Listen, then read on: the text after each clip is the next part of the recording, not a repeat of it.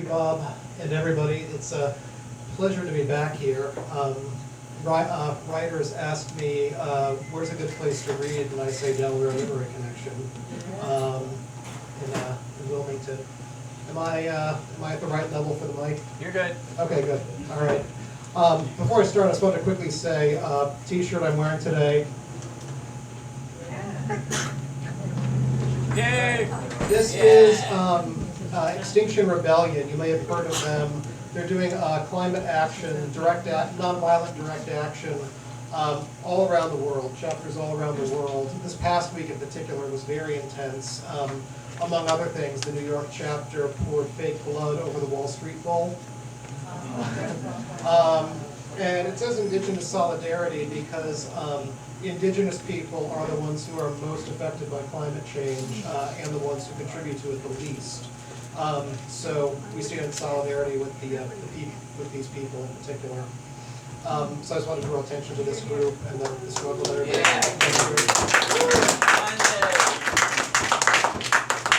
So I'm going to read tonight from Divining Bones, my most recent book of poetry. Key figure in this book is Baba Yaga. There's always, whenever I say that, there are some people who say, oh, and nod, and other people who just look blank. Baba Yaga is a witch, crone, goddess figure from Eastern European, particularly Russian folklore.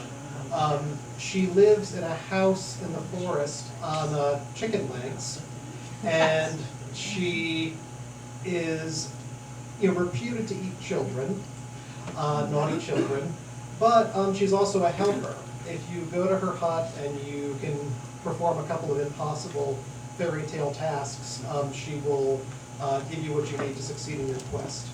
And she flies, not on a broom, but in a mortar and pestle.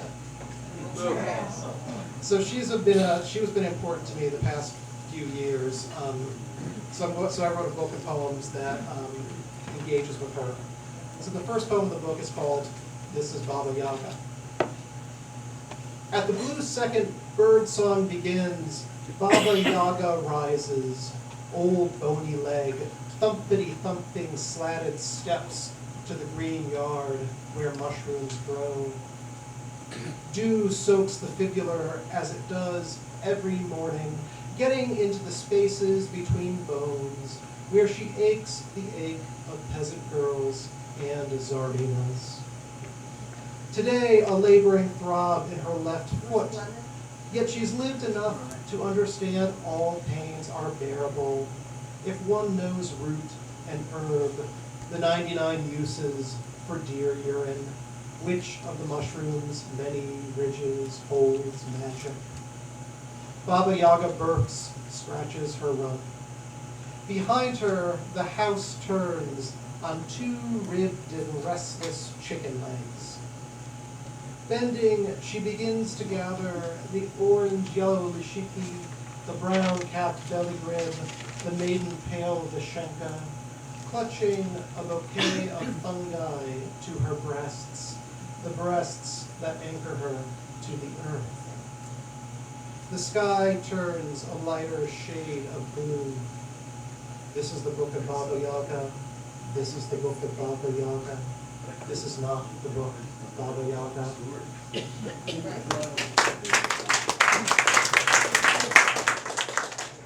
I'm going to read you a poem called The Octopus Jar, which came from 3 lines by the poet Robert Haas.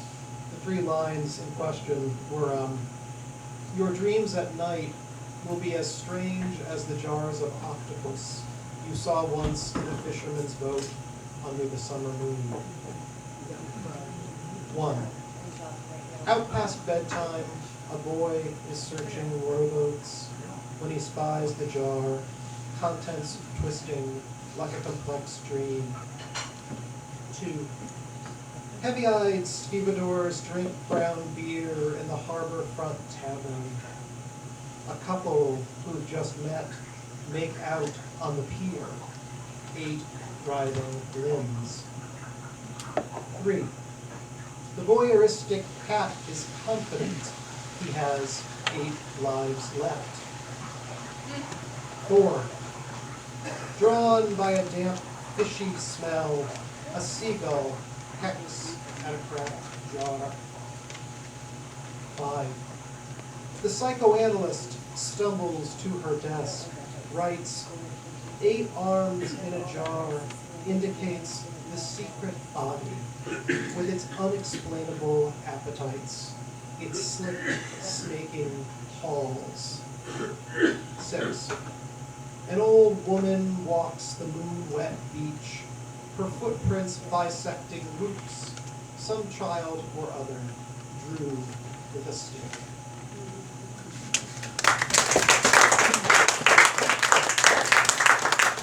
You were expecting 8 sections, weren't you? Early drafts were 8 sections, and this was one of those hard-won poems that took me a while to get right. And then I was like, oh no, it's down to where it needs to be, but there's only 6 sections. And I was like, play against expectation, man. You know? This poem is called Bloody Mary, after the game that some of us played as kids as opposed to on the drink. Light a candle, chant at the mirror, and you'll see her in you, the old murderess, the bloodthirsty abortionist. After the 13th incantation, it began at my chin and spread across mouth, jaw, and cheeks until my lower face was hers. 11 years old, I already knew the joys of being home alone, of leaving my bedroom door open as I pushed my pubescent cock and balls up inside, imagining myself as something else. When I touched my new hard lips, I thought about Mom, whose disapproval was stronger than any witchcraft. But it was already too late.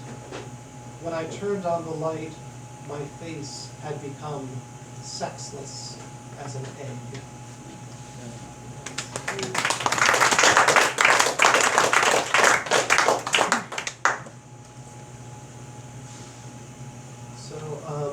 Actually, I'm going to shift gears and just read 2 poems from All the Heat We Could Carry, my second book, which I read from the last time I was here, but it's been 5 years. I'm sure there are some new faces, so just share 2 from this one. All the Heat We Could Carry is a collection of poems written in the voice of a gay veteran of the Afghanistan War. I always sit up here and I say, which war now again? It's hard to keep track of this country's wars. And his home front civilian lover. So this is a poem written in the voice of the civilian lover after the veteran comes home. It's called, appropriately enough, Homecoming. Earlier you had written me about the roadside bombs, oranges, blues, and pinks, which threw 200-pound men wearing 80 pounds of equipment into the hot metal wall of an Abrams tank. When you came home in May, I had a planter of spiky bougainvillea on the porch. The last thing you'd see, a different kind of explosion. We went to the bedroom to tend to your body, starved from 15 months of hard living. I smelled chemicals, felt shrapnel's grit, saw your burns. You told me about the sliver of metal lodged in your right calf, bone deep, inextractable, that would not affect your ability to walk or sit, but would always be there, much in the same way there will always be war someplace impinging on our lives.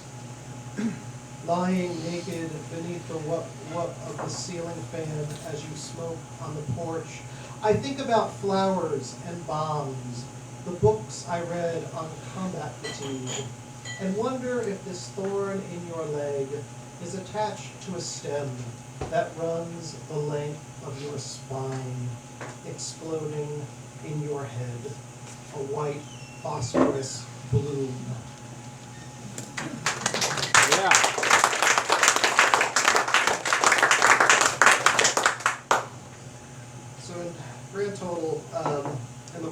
Dante, I'm just going to read 3 more poems. Putting a body into a bag, 1 from this and 2 from the Divine Ones. Nobody I know. I'm supposed to be grateful, but all I think about is the mess, and why did the bullet have to pierce an artery? How much blood does the human body contain? Something I learned in science class and have since forgotten. No wind today, and the sun hangs heavy as an unanswered question, or meat on a hook. I light a cigarette, which doesn't make much sense. We need to move the body into the bag, and I need both hands. O'Reilly isn't in a hurry, though. He just stands there, eyes moving from the body to me smoking, to the body to me smoking. He finally shakes his head and mutters, "Shit," like the situation can be summed up in 1 word. And I'm about to agree until I realize he doesn't mean it that way. He means it literally. We both smell it, the stench, breaking through like an explosion. It's in our ears, this desperate stink, this unavailing assertion of life, the body furious at its destruction, finding one final way to express itself. No point in waiting. I stub out my cigarette, grasp his ankles. O'Reilly grabs the shoulders. We hoist him, blood, shit, all into the nylon bag.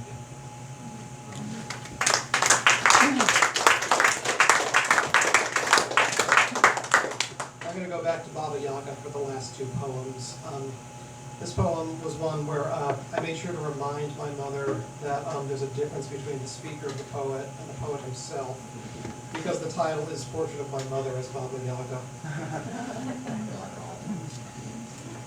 You laugh when I tell you how I'd hide beneath the covers where my stuffed animals were rats with human faces, and Mom was the boogie woman, grabbing with strange fingers. A game like being tickled to screaming.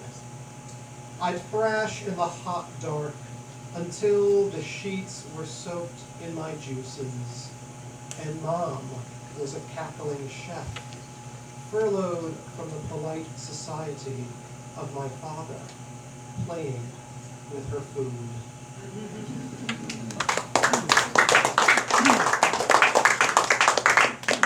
And because turnabout's fair play, the last poem I'll read is called Self-Portrait as Baba Yaga.